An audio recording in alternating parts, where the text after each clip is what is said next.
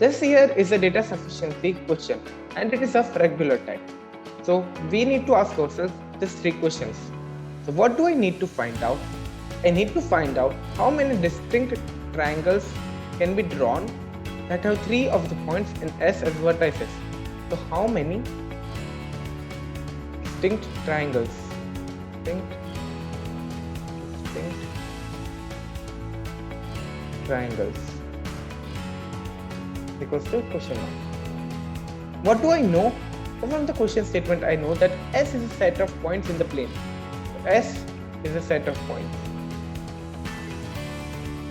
And what do I need to find out is the number of distinct triangles that can be drawn that have three of the points in S as vertices. So we have to take 3 points from this set. Okay, taking 3 points from S, from set S as vertices. What else do I need to know? So I simply need to know the number of triangles that can be formed. But before that, I need to know the formula that I should apply. So this is a combination problem. So if we are given 10 points in a plane, then and all of them are not in a line, okay, and all of them are not in a line, then how many triangles can be made? How many triangles can be made with 10 different points when all of them are not in a line? 10C3, because I have to select any 3 points from the 10 points. But if all of them are collinear or in a line, then 0 triangles can be formed because they are in a line. Okay, so let us jump to statement 1 directly. Statement 1 says that the number of distinct points in S is 5. So we have 5 points in set S. But there is no information whether they are collinear or not.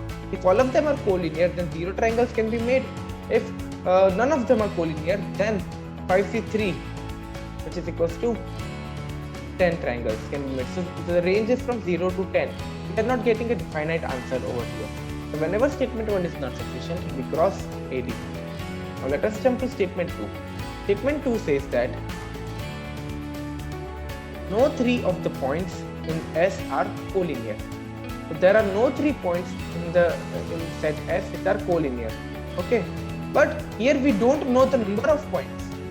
Number of points are missing. Okay, so statement 2 is also not sufficient to answer our question. So we cross it. Whenever both the statements are not sufficient, we have to club both of them. So by clubbing both of them, we get that the number of points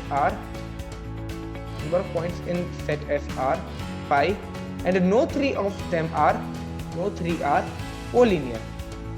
So this is straightforward. This is simple. Okay, so we can say that the number of points the number of points are 5 and now no 3 are collinear, which means all of them are like this distributed. Okay, no 3 are collinear. Okay, so the number of triangles that can be formed is equals to 5C3, which is directly 10. So here we got a definite answer. So statement 1 and 2 when clubbed together are sufficient to answer our question. So our correct answer is option number C. I hope it is clear.